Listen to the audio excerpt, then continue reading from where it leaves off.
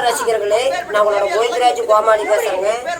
அபீஸ் தெருக்கூத்து வீடியோ உடனே வந்தடைய சப்ஸ்கிரைப் பண்ணுங்க, பக்கத்தால பெல் பட்டனை கிளிக் பண்ணுங்க.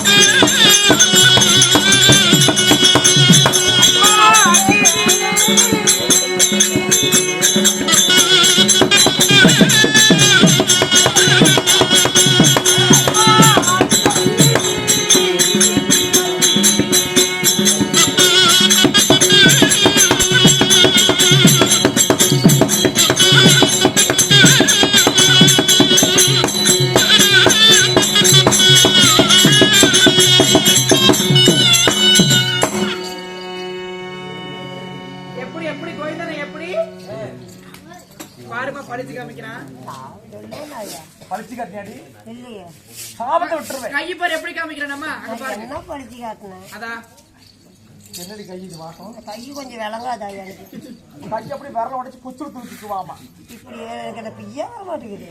அம்மா இந்த உமையால் பார்வதி ஆகப்பட்டவள் எப்படி ஜனனமான தெரியுமாடி? எப்படியா தெரிஞ்ச? அகர முதல எழுத்தெல்லாம் ஆதி பகவான் முதற்றே உலகு என்ற குரலுக்கு அர்த்தம் என்னவென்று தெரியுமாடி? என்ன அம்மம்மா?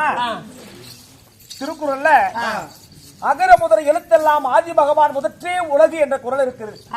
அதுக்கு என்ன அர்த்தம்? என்ன? இந்த உலகத்துல முதலில் தோன்றியவர் ஆதி பகவான், ஆதி மகாமுனிவர். உண்மைதான். அப்படி ஆதி பகவான் தோன்றிய உடனே அவர் என்ன செய்தார் தெரியுமாடி? என்ன? அதாவது சமுத்திரம் என்று சொல்லக்கூடிய கடவுள் அவர்காவில் அமர்ந்து சப்பனகாலிட்டு அதாவது தவங்களை செய்து கொண்டிருந்தார் ஆதி மகாமுனிவர். உண்மைதான். எதற்காக தவம்? என்ன தவம்? என்ன அம்மம்மா? இந்த உலகத்துல எண்ணற்ற ஜீவராசிகளை படைக்க வேண்டும்.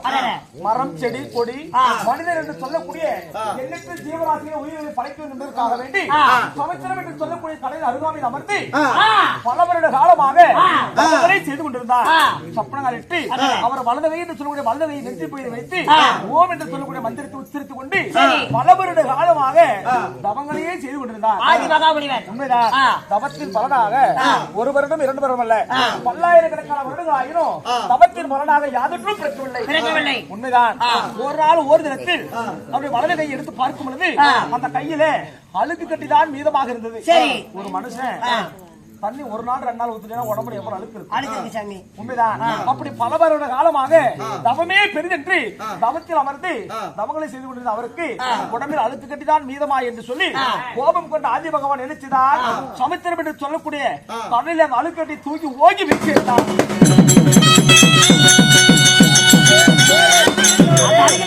உண்மைதான். அந்த அழுக்கு கட்டி ஆகப்பட்டது கடலிலே ஓம் என்ற சத்தத்திலே போய் விழ அந்த உமையர் ஆகப்பட்டவள் தோன்றி வந்தேன்.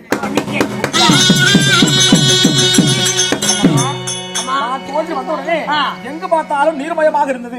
எங்க பார்த்தாலும் தண்ணி. தூரத்தில் இருப்பவர்தான் ஆதி பகவான், ஒரே ஒருவர் தான் இருக்கிறார் என்று சொல்லி நான் என்ன செஞ்சு தெரியுமாடி, அப்படியே டக்கு டக்கு டக்கு டக்கு வந்தேன். டக்கு டக்கு டக்கு டக்கு. சரியா? அப்படி ஆதி பகவான் அருகாமையில் வர ஆதி பகவான் என்ன செய்தார் தெரியுமாடி, கண்களை மூடிக்கொண்டார்.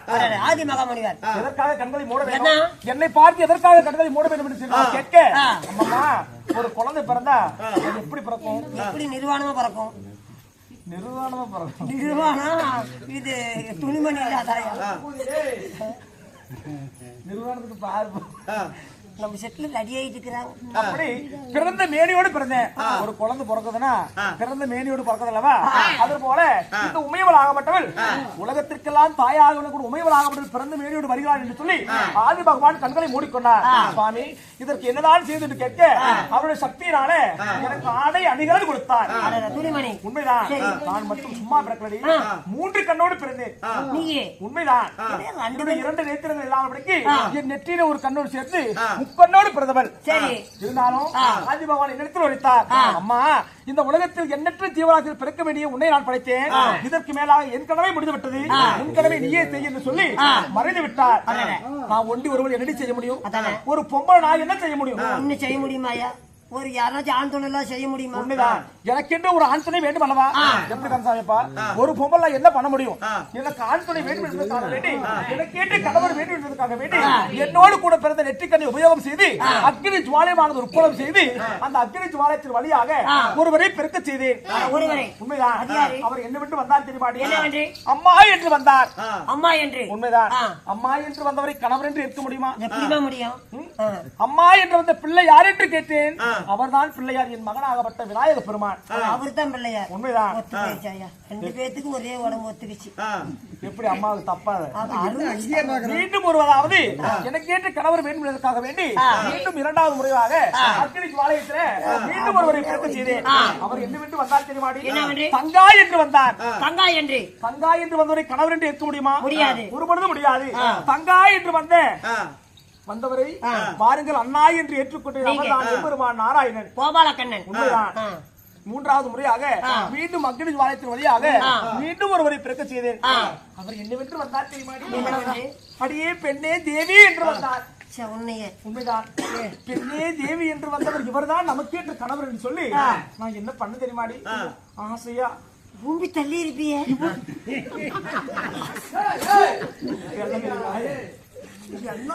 இவர்தான் நமக்கேற்ற கணவர் வந்துட்டாருன்னு சொல்லி கந்தசாமி அப்பா எங்க வீட்டுக்கார பார்த்து பெண்ணே தேவி நினைச்சிட்டாரு, இவர்தான் நமக்கேற்ற புனசன்னு சொல்லி நான் என்ன பண்ணேன், அப்படியே டக்கு டக்கு டக்குன்னு போனேன் அவருகிட்ட, கந்தசாமி அப்ப கிட்ட, கந்தசாமி அப்ப கிட்ட சிவபெருமான் அங்கேயா டக்கு டக்குன்னு போறேன், புனசன் தேவின்னு கூப்பிட்டாரு, ஒரு சந்தோஷத்துல ஐயோ அப்படி டக்கு டக்குன்னு போனா அம்மா பார்த்து பயந்து ஓடிவிட்டாரு அப்பா.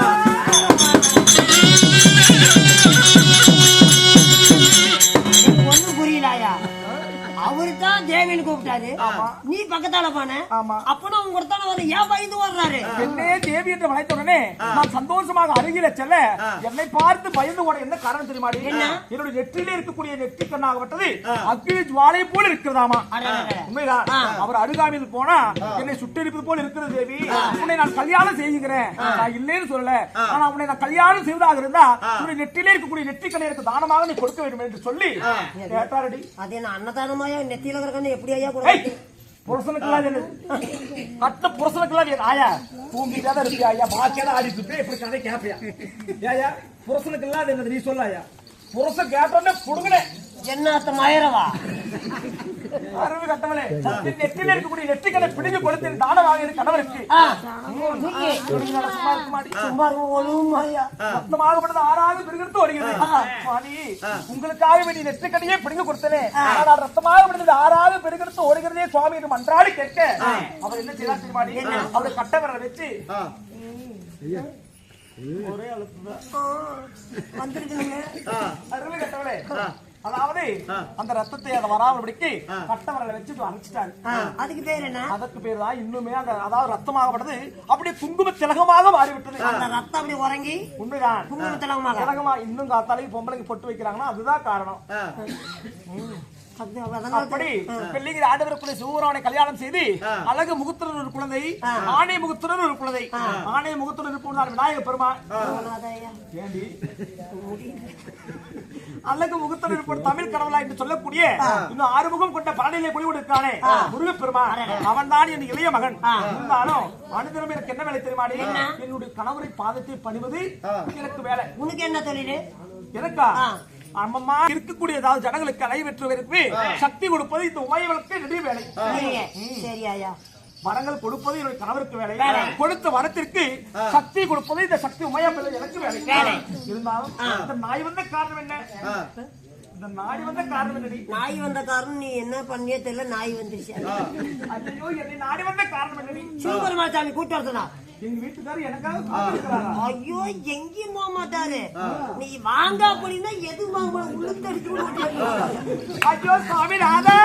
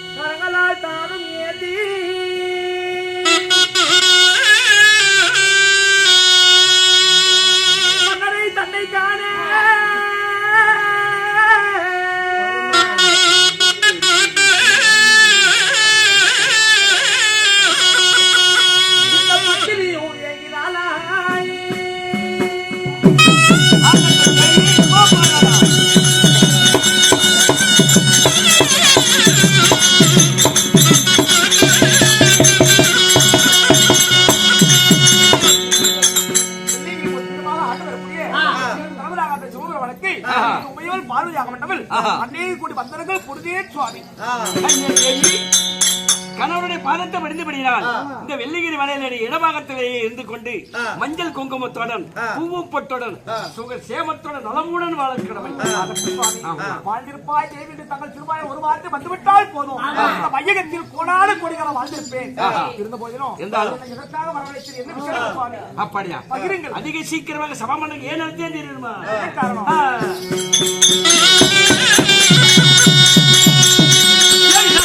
உலகம் சென்று அடக்கம்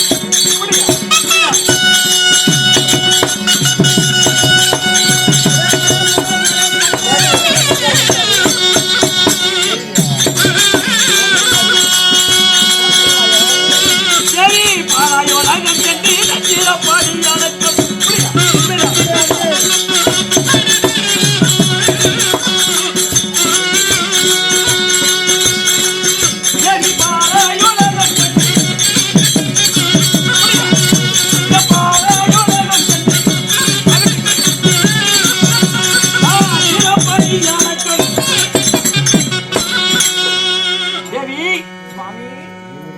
சக்தி வைத்தவன். நான் உலக மக்களுக்கு அனைத்து பேர்களுக்கும் நான் படியளக்க வேண்டும் அல்லவா? இரும்பு கடை ஆணைமதில் 84 லட்சம் சபை பேர்களுக்கும் நான் படியளக்கக்கூடிய வேலை. அதனால உன்னை அழைத்து ஒரு வார்த்தை சொல்லிவிட்டு நான் படியளக்க போகலாம் என்று சொல்லி உன்னை அழைத்து